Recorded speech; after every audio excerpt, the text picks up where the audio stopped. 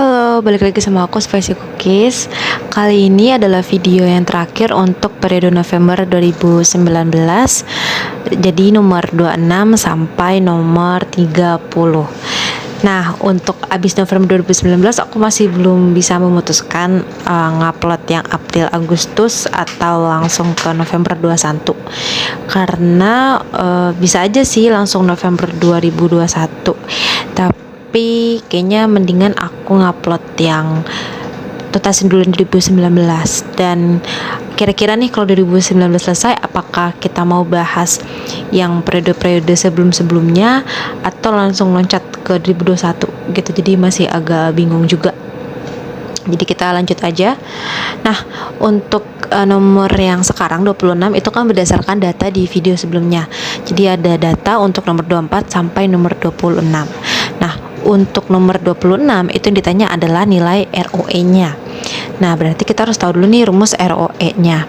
Nah, rumus ROE itu adalah net income bagi shareholders equity. Maka dari itu kita harus bisa menjawab nomor 24 sampai nomor 25 dulu karena kita pakai net income nih. Nah, net income-nya kita udah tahu dari data sebelumnya 3097,5. Nah, karena shareholders equity-nya itu ada di balance sheet atau neraca, jadi kita tinggal masukin aja. Nah, shareholders equity-nya itu didapat dari total equity. Jadi total equity-nya itu ada 90.000, berarti tinggal masukin aja angkanya. Nah, berarti ketemu ROE-nya adalah 0,034416. Jadi jawabannya adalah yang A, kurang dari atau sama dengan 3,5%. Nah, kemudian untuk nomor 27 sampai 28 juga ini sering banget keluar di ujian PHI, yaitu mengenai pengalokasian biaya. Nah, untuk nomor ini berdasarkan data yang tersedia tabel ini. Jadi ada dua departemen, kemudian ada cost-nya dan juga ada jumlah karyawannya untuk di masing-masing departemen dan divisinya. Nah, untuk nomor 27 ini ditanya apabila alokasi biaya dihitung berdasarkan persentase direct cost, berarti di sini dia menggunakan metode langsung dari masing-masing departemen produksi, berapa selisih antara total biaya yang dialokasikan ke departemen underwriting dan departemen premium collection. Nah, kita harus tahu dulu nih gimana sih cara ngitung pengalokasian biaya menurut direct cost ini, direct method. Nah, di sini kan dibilang bahwa alokasi biaya dihitung berdasarkan persentase direct cost dari masing-masing departemen produksi. Nah, total cost-nya kita jumlahin dulu. Jadi ada totalnya 1 juta, kemudian yang mau kita carikan adalah underwriting dan premium collection. Nah, berarti kita lihat dulu nih total dari departemen produksi itu ada 870.000. Berarti persentase dari masing-masing departemen, kalau underwriting ada 20% dan premium collection ada 80%. Kemudian habis itu baru kita bisa ngitung alokasinya berapa sih gitu. Cara ngitungnya kita lihat dulu dari accounting, human resource, underwriting, premium collection itu masih direct cost-nya berapa. Nah, direct cost-nya itu dari soal sudah diketahui. Jadi untuk accounting 60.000, human resource 70.000, underwriting 170 dan premium collection ada 700. Nah, allocation methodnya tadi kan sudah ketemu untuk underwriting 20% dan premium collection 80%. Nah, kita mau mengalokasikan biaya yang pertama kita hitung dulu yang accounting. Nah, accountingnya itu 60.000. Nah, caranya 60.000 dikalikan dengan persentase dari departemen production. Berarti di sini 60.000 dikali 20% untuk underwriting dan untuk premium collection 60.000 kali 80%. Kemudian habis itu kita mengalokasikan biaya untuk dari HR 70.000. Berarti 70.000 dikali 20% untuk underwriting dan untuk premium collection 70.000 kali 80%. Nah, total allocation-nya berarti untuk accounting dan human resource itu harusnya 0 karena kita mengalokasikan semua biayanya. Nah, untuk yang underwriting caranya adalah berarti 170.000 tambah 12.000 tambah 14.000. Kemudian untuk premium collection 700.000 tambah 48.000 tambah 56.000. Nah, berarti caranya itu adalah direct cost ditambah dengan hasil dari alokasi biaya dari departemen lain. Nah, yang ditanya adalah berapa sih selisih antara departemen underwriting dan premium collection. Berarti tinggal 804 kurang 196. Hasilnya adalah 608. Berarti jawabannya adalah yang D, lebih dari 605.000 dan kurang dari atau sama dengan 610.000. Kemudian lanjut di nomor 28, masih dari berdasarkan data yang sama tapi kita pakai step down allocation method. Nah, jadi untuk pengalokasian biaya itu ada dua cara. Yang pertama ada direct method dan yang kedua adalah step down allocation method. Nah, untuk cara step down allocation ini cukup rumit karena di perhitungannya satu-satu. Jadi kalau tadi kan dari accounting dan HR kita langsung kaliin sama persentase alokasinya. Tapi kalau step down allocation itu satu-satu. Jadi dari accounting ke HR, terus kemudian ke premium collection, lalu tadi ada ke salah satunya underwriting. Nah, dari situ kemudian dari HR baru ke premium collection dan juga underwriting. Jadi satu persatu ngitungnya. Nah, tapi basis alokasinya itu sebenarnya perhitungannya sama tapi jadi beda karena di sini kita pakai satu-satu dulu.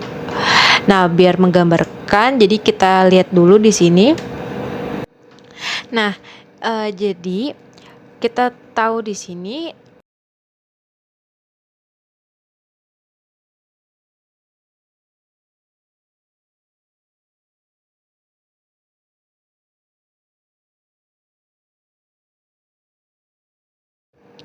Nah, jadi direct cost-nya masih sama.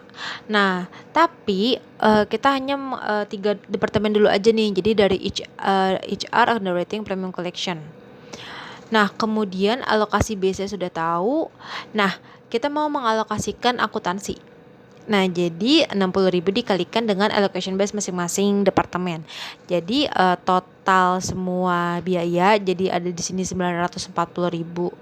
Kemudian biaya departemen dibagi dengan total biaya. Nah, untuk HR, underwriting, premium collection sudah ada hasilnya masing-masing dan harus jumlahnya satu. Karena kan total dari ketiganya kan ada 940.000. Jadi hasilnya sama dengan 1. Kemudian allocation of accounting-nya 60.000 dikalikan dengan masing-masing allocation base-nya. Jadi total dari masing-masing departemen sudah ketemu dan hasilnya adalah 1 juta. Nah, dari total ini kita hitung lagi nih. Jadi dari HR baru ke underwriting dan premium collection. Jadi sebenarnya agak ribet ngitungnya karena satu-satu. Nah, ICR-nya ini direct cost-nya berdasarkan perhitungan yang kita lakukan di sebelumnya. Jadi kan jumlahnya adalah total biaya yang tabel yang di terakhir ini. Kemudian karya kita yang kedua ini menggunakan jumlah karyawan. Jadi di data itu ketemu karyawan HR ada 10, underwriting ada 40 dan totalnya ada 50. Nah, allocation base-nya adalah jumlah karyawan dibagi dengan total karyawan. Jadi prinsipnya sebenarnya sama, cuman bedanya kalau yang sebelumnya itu kita pakai total biaya, kalau yang sekarang total karyawan. Nah, perhitungan alokasinya juga sama. Jadi biaya dari HR tadi kita dapat 74.468. Nah, kita kalikan dengan allocation base yang berdasarkan jumlah karyawan. Kayak gitu. Nah, jadi ketemu untuk ICR totalnya adalah 195.000 dan untuk underwriting ada 804.255. Nah, yang ditanya adalah berapa sih selisih antara departemen underwriting dan premium collection. Jadi tinggal 804 ini dikurangi dengan 195. Hasilnya adalah 608.510. Jadi jawabannya adalah yang D, lebih dari 605.000 dan kurang dari atau sama dengan 610.000. Nah, kemudian masuk ke 2 nomor terakhir dan 2 nomor terakhir ini berdasarkan data ini. Nah, kita tahu bahwa di sini economic value added adalah sama dengan residual income. Jadi ini aja hanya beda istilah aja. Jadi economic value added itu adalah residual income. Nah, kemudian untuk nomor 29 ditanya adalah berapa sih nilai capital charge berdasarkan data yang tadi tersedia. Nah, kalau kayak gini berarti kita harus tahu nih rumus apa sih yang sekiranya bakal dipakai untuk ngerjain nomor 29 ini. Nah, rumus residual income adalah operating income dikurangi dengan capital charge. Nah, kemudian ini adalah rumus yang kita akan pakai. Lalu ada ROR atau return on revenue adalah total revenue kurang policy benefit kurang operating expense bagi total revenue. Nah, operating income itu bisa didapat dari total revenue kurang policy benefit kurang operating expense. Kemudian, nah, kita tahu ROR adalah 17%. Nah, kita mau nyari pertama dulu cari operating income-nya berapa sih. Nah, cara cari operating income-nya kita bisa lewat ROR. Jadi, total revenue-nya kita tulis X karena kita belum tahu. Kemudian policy benefit dan operating expense itu ada di data. Jadi kita bisa langsung ngerjain. Sebenarnya ini bisa langsung kita ngitung di kalkulator. Jadi ketemu total revenue-nya adalah 156.626,506. Nah, kemudian kita bisa nih nyari operating income-nya. Hasilnya adalah 26.626,506. Nah, jadi berapa sih residual capital charge-nya? Nah, residual income udah tahu berapa, lalu operating income juga udah tahu berapa. Jadi kita bisa gampang nyari capital charge-nya, yaitu bisa kalau dibulatkan jadi 15.000. Jadi kurang dari atau sama dengan 16.000. Kemudian nomor selanjutnya nomor 30, dan ini adalah nomor terakhir.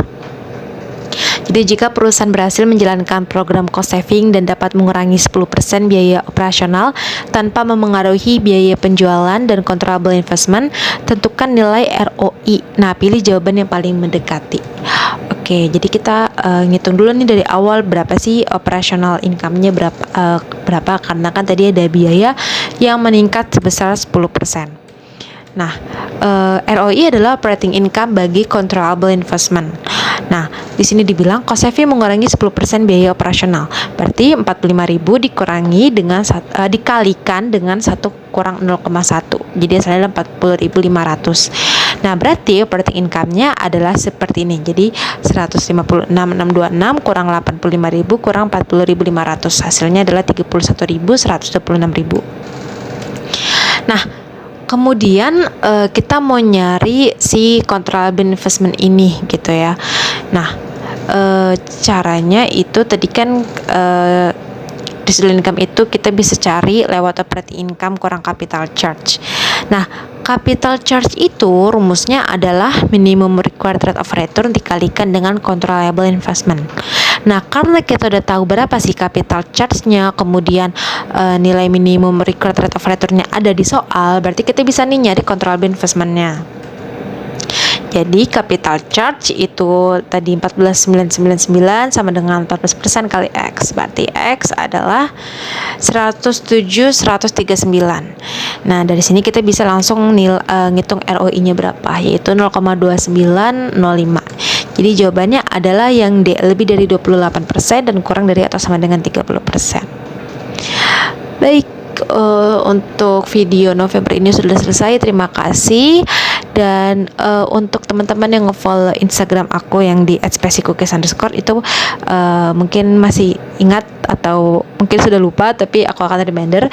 Jadi selama aku hiatus, bahasanya hiatus dari YouTube itu, selain ada kegiatan dari kampus dan juga yang lain-lainnya, aku mengumpulkan referensi soal PAI 40 dari tahun 2014 sampai 2021 yang November.